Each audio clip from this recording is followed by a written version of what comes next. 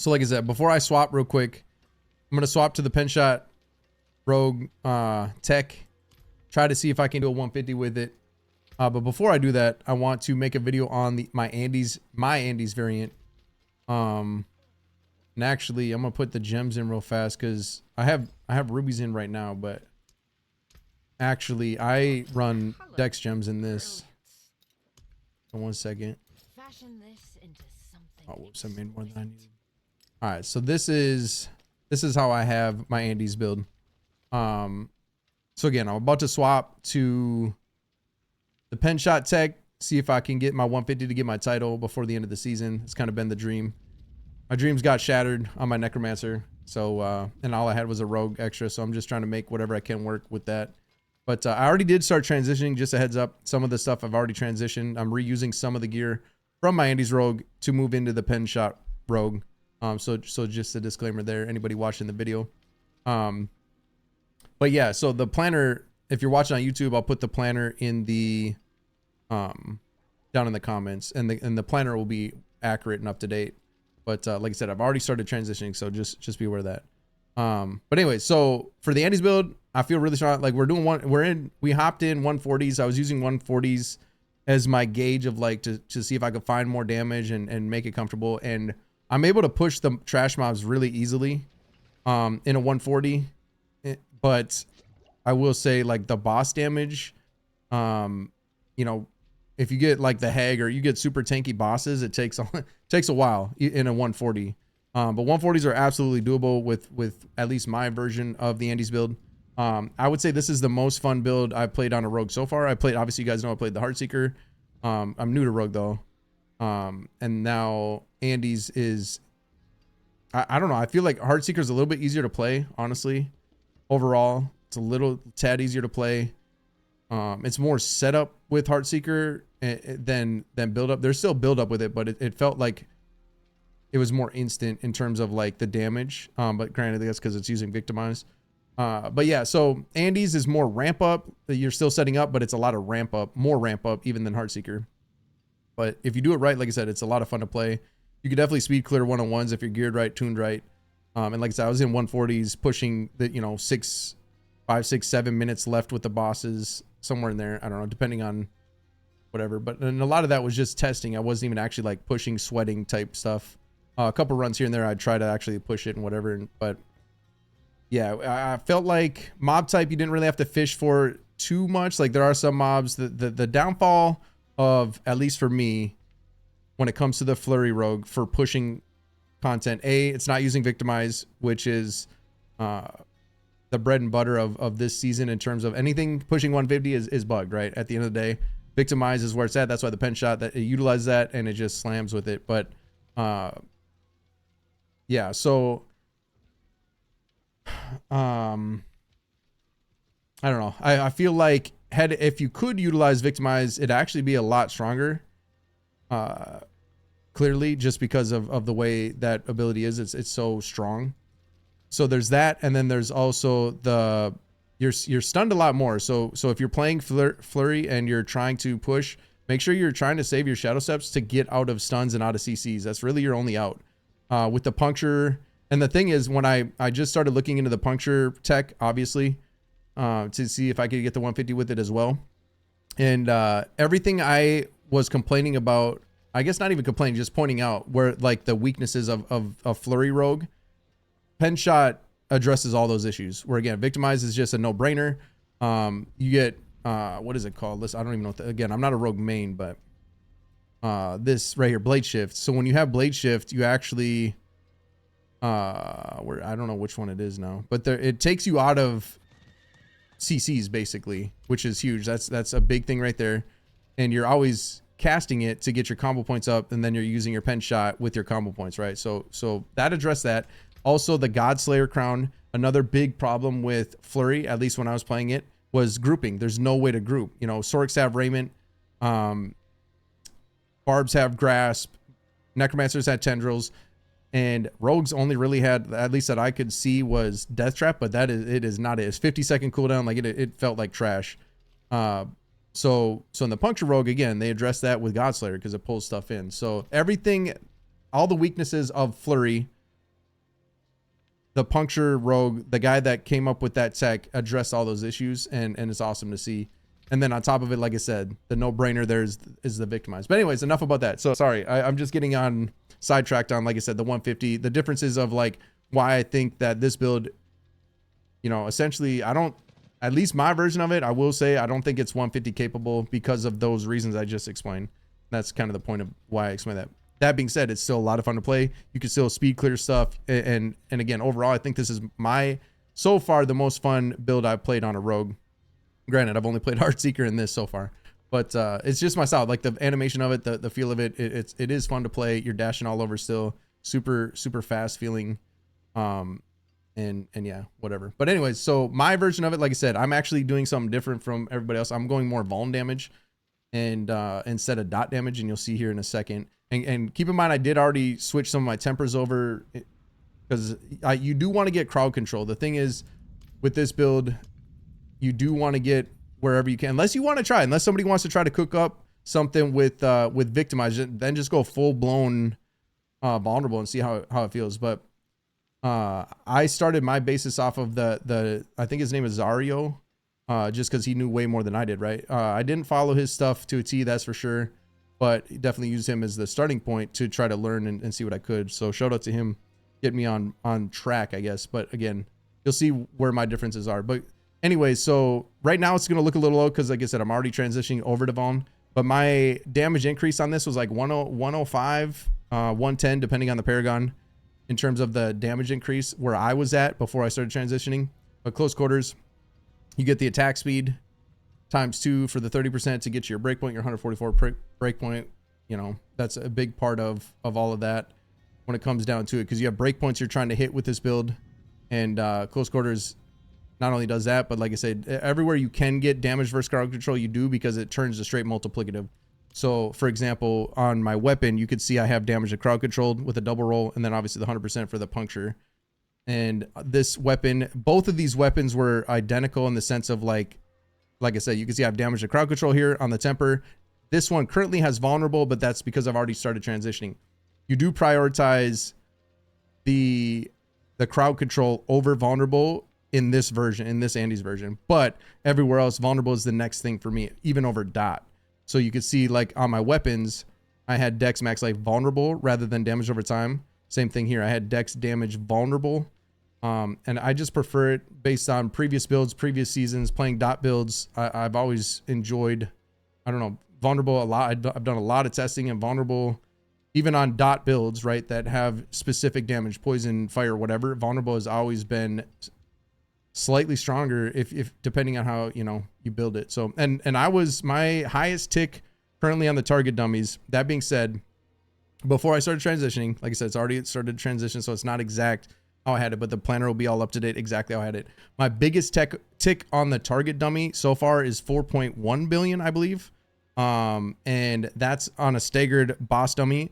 And then on a normal, just a non-staggered dummy, it was 3.4 billion tick. That's the highest tick though. That's like the highest tick I was able to get. So my damage is huge in that sense. It's just a matter of, like I said, the lack of grouping is really, it really hurts. Because if I'm on top of a target, like it melts, whether it's elite, whatever, like the damage is there. It's just a matter of grouping and all that where it lacks. And then obviously the victimize, because it's just, is double or triple dipping is just insane on top of that. So again, like I already explained the weaknesses of the build in terms of 150 capabilities, but it's still strong. It's still fun. Like I said, 140 should be no problem if you're super geared and optimized.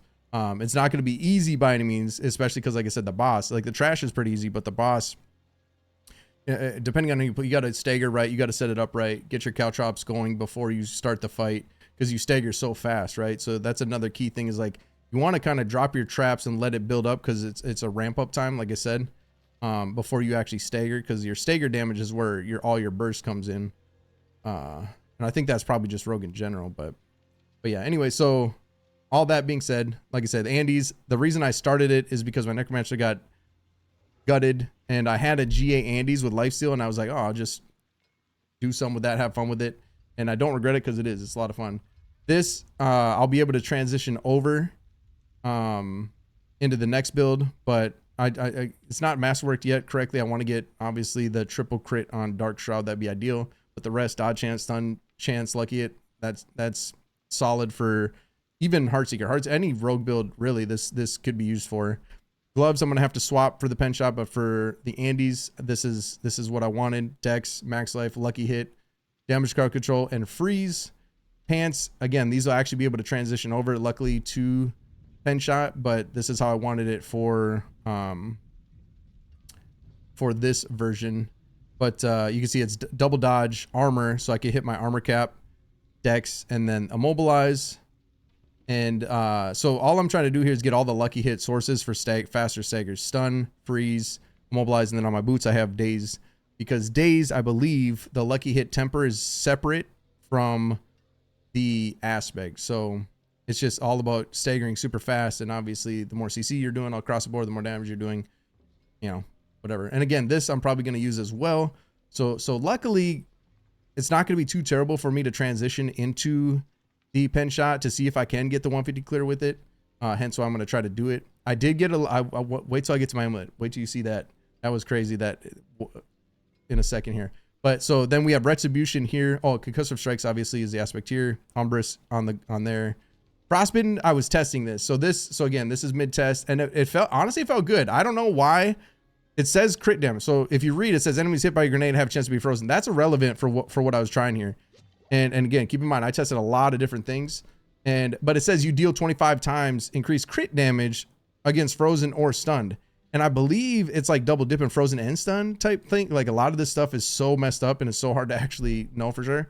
But it did feel really strong. I would recommend if you try Frostbitten and you don't like it, put on like Elements or Inner Calm is a safe bet, depending on your playstyle. Elements you don't have to think about. Inner Calm is more of a skill cap, you know, time thing, especially for boss fights. You can really utilize it and not have to worry about the RNG of it. But I don't know. I was testing it because if you know, when it comes to Paragon on Rogue, this Deadly Ambush, it says you deal 23 times increased crit damage. Well, guess what? That's not, it's just 23 times damage. The crit strike damage is not actually relevant and that's obviously a bug, right? So I was just testing to see if Frostbitten was the same. And honestly, Frostbitten, like I said, I was hitting hard. I would switch between Frostbitten and like Elements and Inner Calm. And honestly, Frostbitten was hitting just as strong as those are pretty close, right? It's only 25 times, but again, I don't know if it double dips, maybe it's 50 times. Like they're all so close. Like I couldn't really see much of a difference on the target dummy. And then when I went and started attacking stuff in the 140s, like I said, it feels good. I don't know if that one is similar to that, and that's where, like I said, it says crit damage, but it might not be. I just started testing this though now that I'm swapping, so I didn't get to really like confidently say that, you know, it's the same. But if anybody else wants to go further on that, feel free. But yeah, anyways, if you don't want Frostbitten on there, Inner Calm, Elements, you can't go wrong with those. And that's where I have another one on my ring that I'll show you too. That's a little different from, again, just all testing stuff. But yeah, Retribution, like I said, on the back, I'm kind of going back and forth on everything. I just want to make points and explain why I'm doing the things I'm doing. Because whenever I make a build, you guys know, a lot of you guys know that have followed any of my builds, I do a ton of testing, my own research. I take everybody's, food for thought, so to speak, but I always apply my own testing and try to tune it the way I want it when I'm trying to achieve whatever. And obviously I was only a couple days into the Andy build and I'm already transitioning into another one now. So again, I was like mid testing. I wasn't fully confident, but I was strong. Like I said, my testing that I did, I felt very strong, felt right, felt good. It just didn't feel 150 capable. And that's where I want to get my 150 title. I felt like for sure I was going to get it on my Necromancer, got ripped away from me. So I'm just trying to make do with what I got and whatever, but I'm not regretting any of this. Like I said, all these builds that I'm playing on Rogue, I'm able to learn so much about Rogue in so many different areas, which is awesome. But yeah. And so back to the bow, like I said, the Retribution, all damage there, crowd control, of course. You want to try to get the 100% puncture. And so the thing about that is, and I think this is for any of them. Like, let's say you got puncture, Heartseeker, whatever it may be. If you're trying to get the 100%, you have to get a 59% roll on it, the 59% chance roll when you temper it, and then hit one crit on it, and it'll guarantee you your 100%, which is a big damage increase. I try to prioritize that no matter what. That's what I shoot for. I don't want it to be 90% or whatever. You want the 100% guaranteed. It seems to increase your damage a lot, even on Heartseeker. Puncture doesn't matter. And then over here, oh, some of my aspects are going to be wrong once I get over here because I already started switching Moonrise. That's wrong. But yeah, whatever. So Pestilent points. This is correct. This is rolled right. Like I said, I'm using vulnerable in my daggers over damage over time. Just preference, but the tempers, again, anywhere I can temper damage to crowd control, I was, because it's straight multiplicative. And I tried to get a triple caltrops duration here, but this is the next best thing in my opinion. 2 caltrops, 1 crowd control. I had a triple roll on here. You can see I already retempered this one. Luckily, by some miracle, I had 2 tempers on it and I got the vulnerable. It used to have the crowd control, but again, I'm already transitioning into the next build. And this is wrong though. This, I have Moonrise on there. That's for pen shot. That is not correct. You want bursting venoms. So you want 1 pestilent points, 1 bursting venoms. And again, all of the accurate stuff will be in the comments, the D4 build guide. Everything will be accurate there. The loop of corruption, this was right. This is something I was testing. It felt very strong. And again, it didn't have, it was just straight up 100%. There's no conditions to it aside from, it being an abusement, but like I said, that's auto cast with the pestilent points or no, bursting venoms. No, yeah, it was pestilent points. It felt good. Like I said, a lot of testing. I don't know. A lot of people are using either inner calm and or elements instead of these two. That's where, like I said, if you know, I think actually in my main guide, I have it that way, but in my test version, I have a test section. That's where I was testing all of these changes. And my test, I will say my test version, when you go to the build guide, test version felt the strongest. And that's with these the way they are as you see it. But again, you see damage to crowd control, shadow imbue, of course. And then the ring, we got rapid, no question, to get that 144% attack speed breakpoint. And caltrops cooldown reduction felt really good. And of course, crowd control. So then, and then the final thing, the amulet. So the aspect on here is for what I'm transitioning into. You actually want to have noxious ice. I think it's called noxious ice.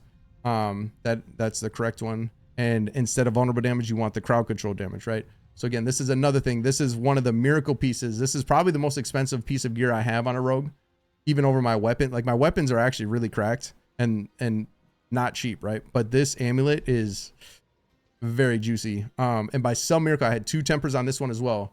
And the last one, it hit vulnerable. So I swapped from the crowd control to vulnerable on that. Dex percent, I'm not sure if that's going to be good for puncture or not. It's just what I got. We're going to make it work. Might have to reroll the Frigid Finesse into... might have to reroll the Frigid Finesse into Malice for the... Do I keep saying puncture? I mean penetrating shot.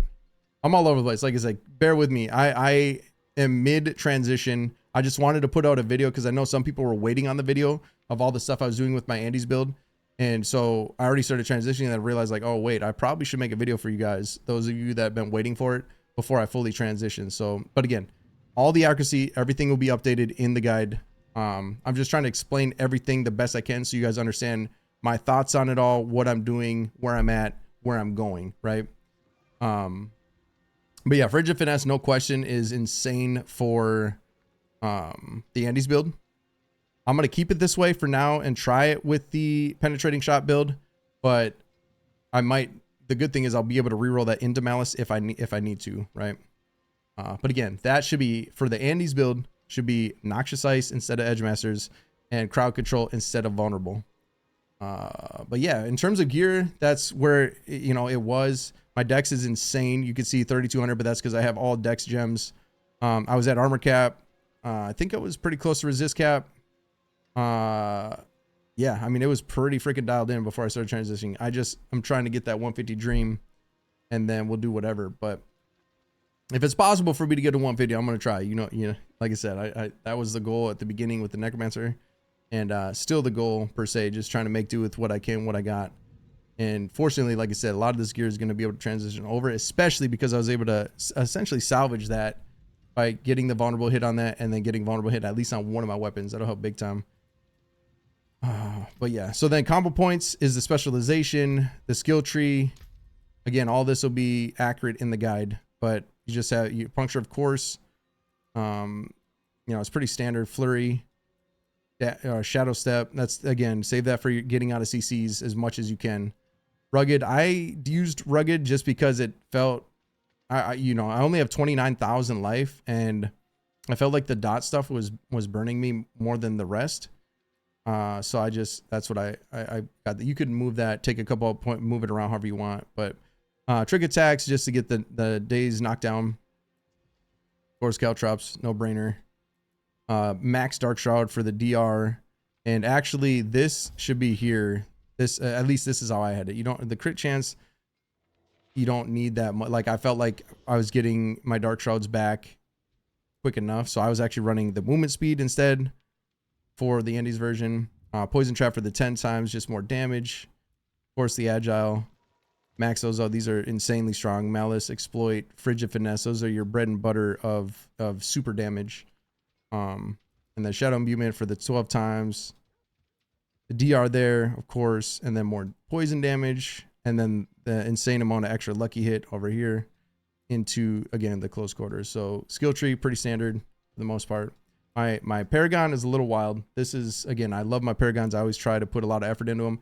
Paragon is probably going to be much different than any you've seen for any other Andes rogue. Maybe not, but from what I saw, it's way different. A lot of the glyphs are the same, but I have 8 boards and 7 glyphs. But anyways, so I start out with control, over into tracker, and grab and exploit weakness. I go right first. So when I build this, you start here, go up, and then go right. Canny in the Lorana's instinct board, and then up into fluidity in the no witnesses, and then I came back over here and then started going left. You need to pick up this to get the cold resist, and ideally I'd like to get the vulnerable over the damage to elites, but you save points by going this way instead of going all the way around, hence why I did that, because you need to get this if you want to get your resist cap. Oh, that's another thing I should say. You do want to get at least one ring, if not both rings. If you can't do both rings, you want to get them both if you can. Cold resist for sure, one though. That's the only way you're going to be able to cap it out realistically, even with putting another point here. So just so you guys are aware. But yeah, then over into, we got devious over here, and the reason I put that there is to get more damage to crowd control from the rare bonus, as you can see you got that there. And this is the cheap shot node, and then I go up. Before I go, this is the last little, this is my 8th board to grab Eldritch, but because you get 20 times from it. But so before you do that, this is last, go up into I got Bane here. This is the cunning stratagem board, and this helps give me my armor cap. Then I go over into here, deadly ambush. Again, it says crit strike damage, but it's bugged. It's all damage. And I've tested that. Like, if I take that off on my target dummy, my damage drops quite a bit. You do get the 23 times for your Andes procs, it looks like. So yeah, and then ambush here, and then so that's board 7, and then like I said, then you come back over here, and the last board you get the Eldritch for the 20 times. Like I said, my Paragon's a little wild compared to most that you'll see in terms of, but it's very tuned, it's very efficient. Like I said, I'm hitting my armor cap doing this. Granted, I do have to hit one, you can see I have one roll, masterwork roll of armor there. I do need that in order to hit the armor cap. And then my dodge percent is 8, I believe, I want to say 82% when anytime like I'm actually fighting. Anytime I use a cooldown, you get that 12%. I'm at 75. I should be at 75. No, I'm only at 67. Oh, outside. If I'm outside, I'm at 75, I think 0.3. And then when I use an ability, the agile kicks in, I'm at like 82% dodge. So just so you guys are aware there. But yeah, all in all, I think that's it, right? I got the Paragon, the skill tree. Hopefully I didn't, you know, talk too much in terms of when it was the gear side of things. But again, I just wanted to express everything, give you my thoughts best as I could, so you can understand what I was thinking, what I was in the middle of doing, where I was at, and where I'm going. And I just want to give you guys as much info as I possibly can and share with you what I've learned, what I'm thinking, what I'm doing. So yeah, hopefully that all makes sense. The Andes Rogue, definitely 140s. I think, you know, 142, 143, somewhere in there is realistic on Andes Rogue if you're super tuned, super good, a little bit RNG.